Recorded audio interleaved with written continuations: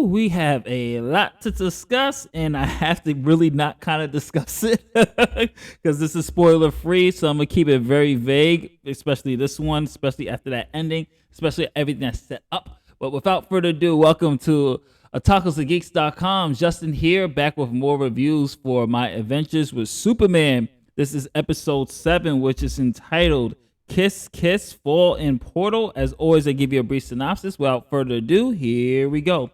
Clark tries to plan a normal date without any Superman problems with Lois Lane, but gets interrupted when Mr. Mxyzptlk sweeps in Jimmy and Lois into a high-stakes multiverse-hoping chase. And I totally botched Mr. Mix's name, so I'm just going to call him Mr. Mix. So, because that's what they call him, so they just said Mix at times, because I get tongue-tied saying his name. I know it's easy. I just get tongue-tied. Leave me alone. Anyway, I wasn't really much of a huge fan of last week's episode. I think, like I said in that review, that last week's episode was the weakest one so far. This episode came roaring back and really put it back as like, oh, yeah, we know last week was kind of but this week, here we go. Here's the multiverse. Here's these Easter eggs, and here is the big ending that's going to have you go, where is this story going to go eventually? I love this show. And now, even with the ending, which I'm not going to discuss, I will talk a little bit about it, but let's talk about the episode here. So, Clark is, when we first meet Clark, he is literally look like he didn't get any sleep because he feels so comfortable now, because now he has people besides his parents know who he truly is. Superman, an alien. He came from outer space. Now he has 2 other people that he can talk to about his heritage and just him being him as he continues to find himself. He doesn't know he's from Krypton yet. But he now knows that he has comfort between his 2 best friends, Lois Lane and Jimmy Olsen. So as Clark is plotting this huge date, and this guy is going all out. I mean, even like he's going all out. Me personally, I think he's kind of overdoing it for a first date. I know Clark, you already got the girl. You don't have to go all out. Like, he's going all out, people. I'm talking about he's going to pick her up, not car, but he's going to fly her up to the, fly. He's going to have this nice moonlight setting view. Like, he's going all out for this. And it all gets ruined when Mr. Mix comes up and shows and says, hey, I need your help. And he does what he does and creates this illusion that Lois is in trouble. So Clark, being the naive Boy Scout that he is, decides to help. And it leads to a whole bunch of hijinks. And that's all I'm going to say about the plot and what happens in this episode. I will say that this is the episode that introduces the the multiverse. And I know some of us are having multiverse fatigue, mainly due to the live action movies of Marvel and DC. I get it. I understand. Trust me when I tell you, the multiverse in this episode was cool as hell, not convoluted, and they didn't explain really what the multiverse really is. They didn't break it down. But what they did do with the multiverse is pay homage to Superman properties of the past in the animation and comic book front. And when I tell you, when you see these Easter eggs, if you know there's been one show I've been comparing this to, when you see that Easter egg, you are going to pop. I got out of my seat when I saw the particular Easter egg. And then I just popped again because they did it twice. When they showed another person from that particular Easter egg, I popped. I was like, yes, it's acknowledged. It's a multiverse. It's excellent.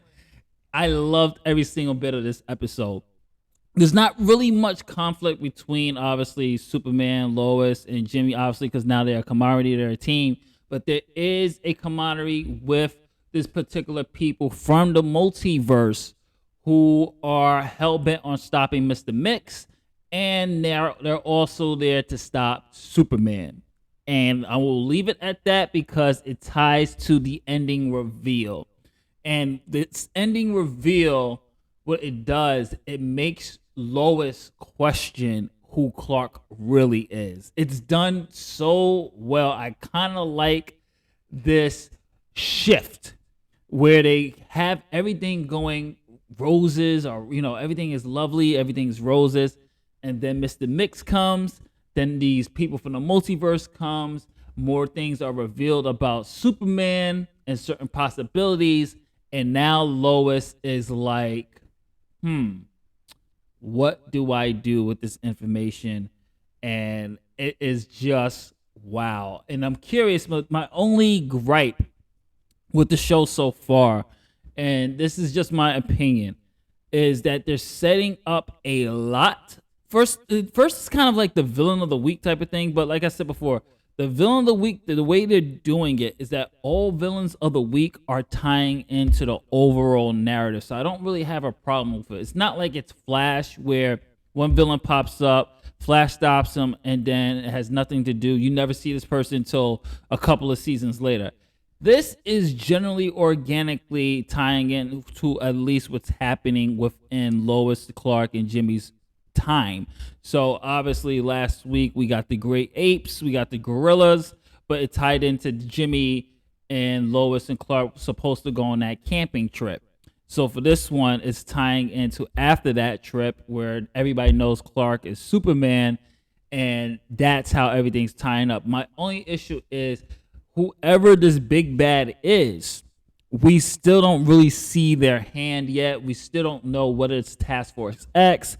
We don't know if it's going to be this particular reveal.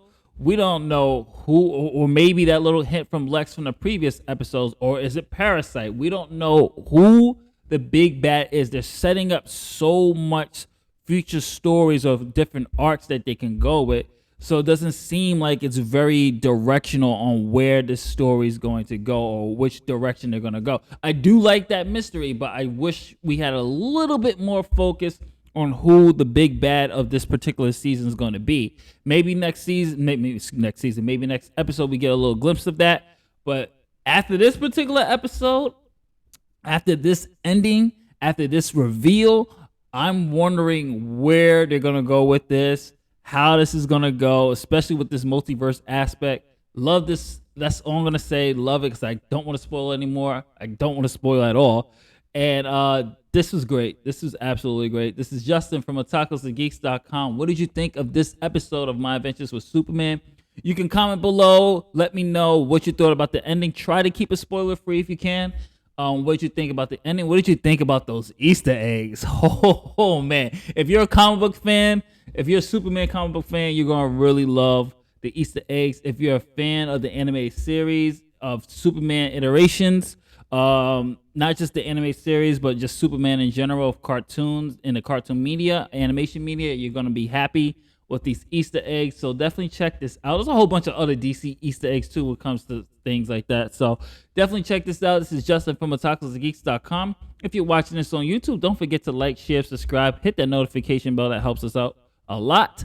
And if you're watching this on ONG, check out our coverage of Otakon 2023, Play NYC 2023, and of course, if you're here on YouTube, check out our WWE 2K Universe Mode, UWL. We have UWL Uprising, which is kind of our NXT, and then we have our main show, UWL Saturday Night Slam. So catch you on the next one. Thank you guys and ladies for all your support. Later days, much love to you all. Peace, love, and happiness. Later.